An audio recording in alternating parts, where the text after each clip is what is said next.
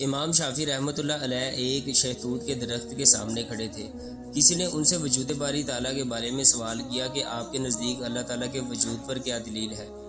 امام شافعی نے فرمایا، اس شہتوت کے درخت کو دیکھ لو، اس کے پتوں کو اگر بکریاں چریں تو دودھ حاصل ہوتا ہے، اور شہد کی مکھی ان پتوں کو چاٹ لے تو شہد بنتا ہے۔ ریشم کا کیڑا ان پتوں کو کھا لے تو اس سے ریشم حاصل ہوتا ہے، اور اگر ہرن ان کو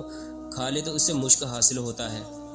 اور ان چاروں چیزوں کے حقائق اور آثار مختلف ہیں، اور شہتوت کے پتوں کا تقاضا ایک ہی ہو سکتا ہے، کیونکہ طبیعت واحد کا تقاضا بھی واحد ہوتا ہے۔ پس اگر ان پتوں کی طبیعت کا تقاضا دودھ ہے تو اس سے ریشم، شہد اور مشک کیسے حاصل ہوا؟ اور اگر ان کی طبیعت کا تقاضا ریشم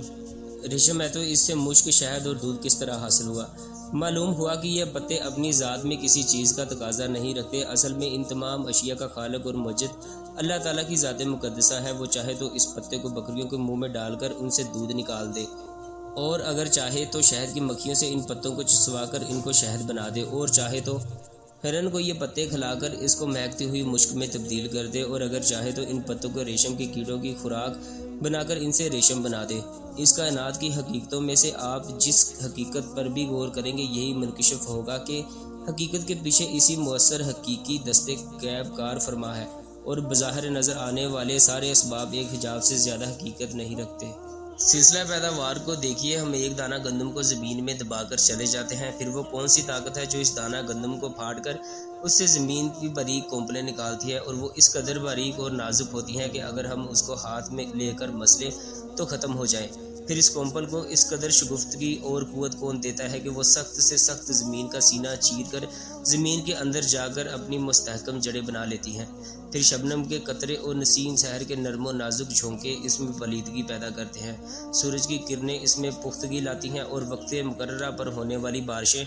اس میں ہریالی پیدا کرتی ہیں۔ چاند کی کرنیں اس میں ذائقہ لاتی ہیں، اور سورج کی تیز دھوپ اس فصل کا قوام تیار کر کے اسے مکمل کرتی ہے، اور فصل کٹ جانے کے بعد تند و تیز آندیاں دانہ کو بھوسا سے الگ کرنے کے لیے اہم رول ادا کرتی ہیں۔ سوچئے، زمین و آسمان کی یہ تمام قوتیں اگر ہماری فصلوں میں اپنا اپنا رول ادا نہ کرتی تو کیا ہم زمین میں ایک دانہ گندم بھی حاصل کر سکتے تھے؟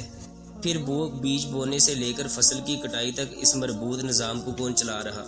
کیا کسی بے جان بت نے یہ نظام وضع کیا، یا نظام شمسی کے پابند سیارے یہ نظام چلا رہے ہیں؟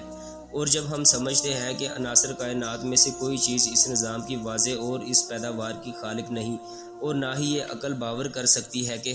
کسی ناظم کے بغیر کوئی نظام عمل میں آ جائے، یا کسی مقنن کے بغیر کوئی قانون تشکیل پا جائے، یا کسی خالق کے بغیر کوئی مخلوق وجود میں آ جائے، تو پھر کیوں نہ مان لیتے ہیں کہ اس کائنات کے ماورا اور ایک زبردست حکیم اور قادر قیوم کی ذات فرما روا ہے، جس کی عجیب و غریب حکمت اور زبردست طاقت سے زرعی پیداوار کا یہ سارا سلسلہ رواں دواں ہے۔ اسی بھلا بتاؤ تو صحیح، جو کچھ تم زمین میں بو کر آتے ہو اس کو تم اگاتے ہو یا ہم اگاتے ہیں؟ اگر ہم چاہیں تو اس فصل کو بالکل ملیا میٹ کر دیں، اور تم کف افسوس مل کر یہ کہتے رہ جاؤ کہ ہم تو اچانک آفت آ پڑی یا ہم بالکل محروم ہو گئے۔ سورہ واقعہ آیت نمبر 56۔